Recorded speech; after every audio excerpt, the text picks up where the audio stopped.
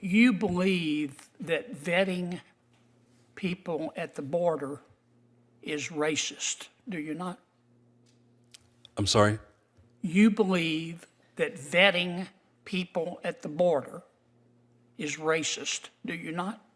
No, I've never said that. I believe that having secure borders is important, and we have processes that allow individuals to come into the country the right way. Absolutely. You believe that people should be able to violate federal immigration laws without consequences, don't you? No, sir, I do not. I believe that anyone who violates federal or state law needs to be held accountable, and there need to be consequences.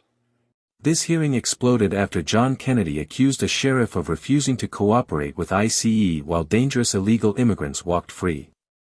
Then Kennedy pulled out old interview receipts. And the room got tense immediately. The sheriff tried defending himself by saying he was only following court orders. But once Kennedy brought up a criminal illegal migrant tied to manslaughter and domestic violence, he delivered the line that completely detonated the hearing. Do you need some water? Because I think your pants are on fire, let's get into it.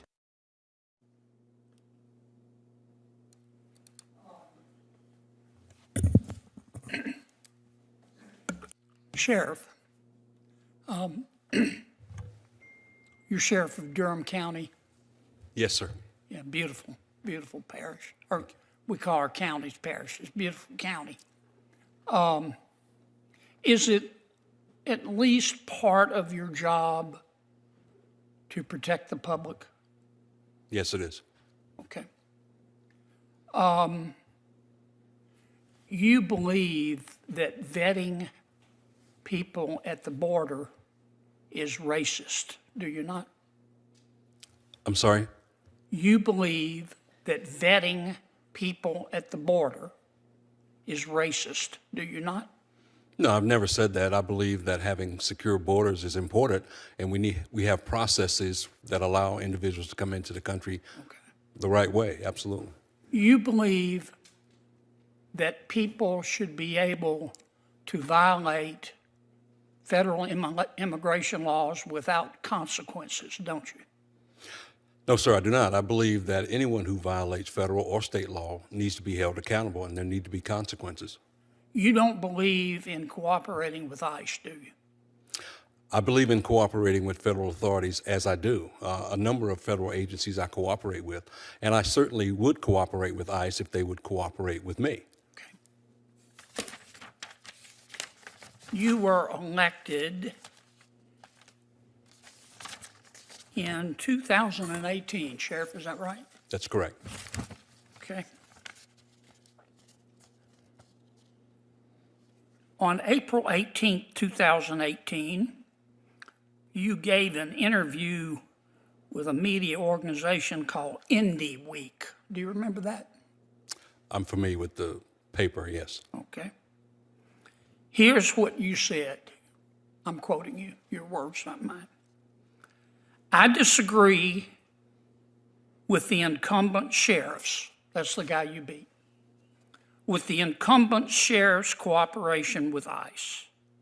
I will make a clear and uncompromising commitment to not cooperate with ICE. As sheriff, I will not honor ICE detainers, and we will not participate in ICE roundups, end quote. Did I read that correctly? Yes, sir.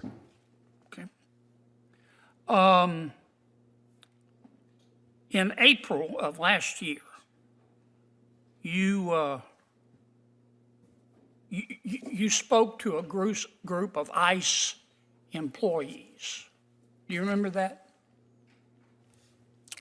Not particularly, no. Okay, well, there was an article in a media organization, a media entity called the Assembly. Are you familiar with them?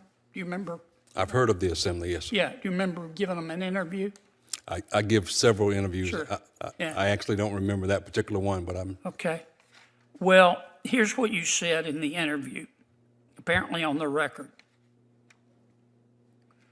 These ICE employees that you spoke to, you were referencing them, and you said, quote, these ICE officials, asked me, "So, Sheriff, if someone is about to be released from your jail and the detainer is about to expire, you will call us and let us know?" What was my answer, you said? No, because that's not what the law says.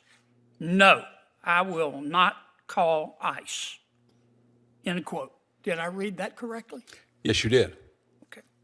And, sir, Senator, that was before the new law, which is now House Bill 318, which requires me to make that second phone call. Right.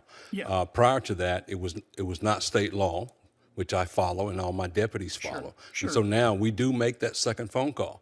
But ICE agents are notified whenever someone is entered processed into my jail. Do you need some water? Because I think your pants are on fire. Okay.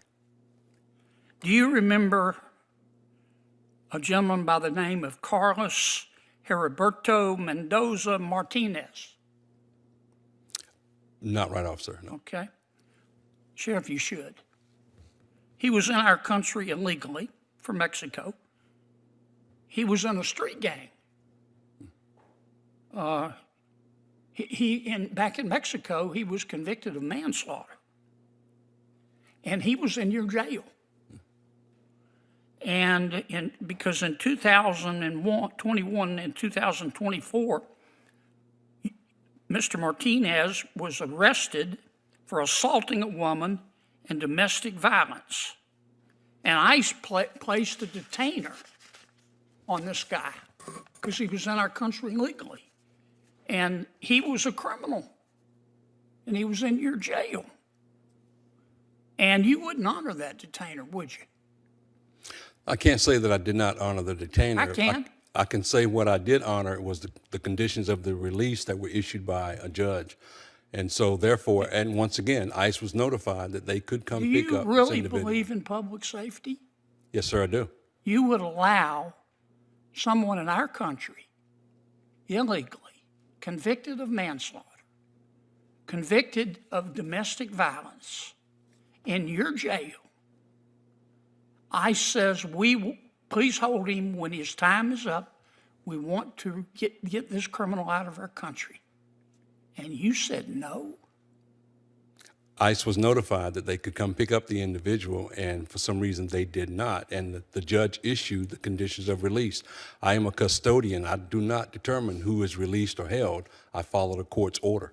Sheriff, I don't mean any disrespect, but you ought to be ashamed of that. How can you possibly be for public safety if you hate our immigration laws so much that you would let a convicted murderer back on the street? Do you really hate immigration laws that much?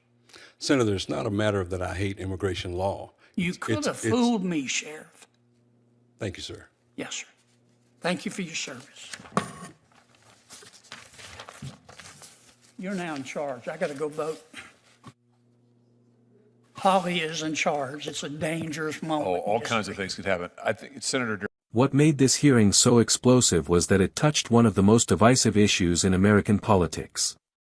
Should local law enforcement cooperate fully with ICE? John Kennedy was arguing that refusing to cooperate with immigration enforcement can directly endanger public safety.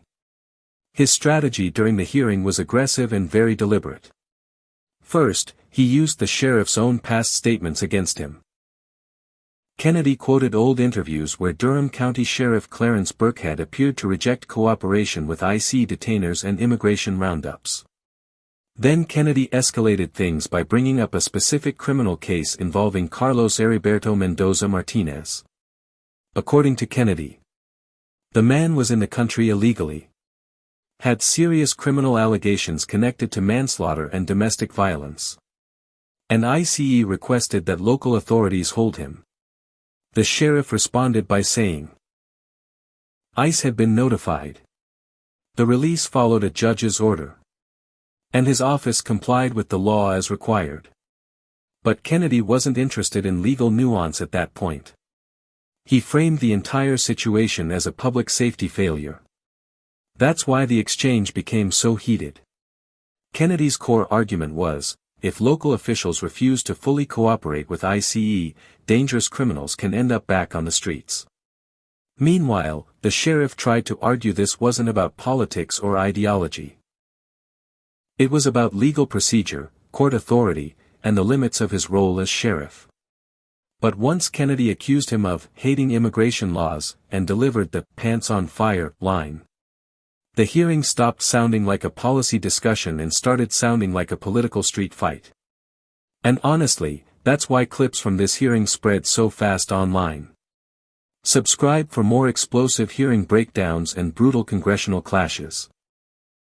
Like the video, share it, and drop your opinion in the comments.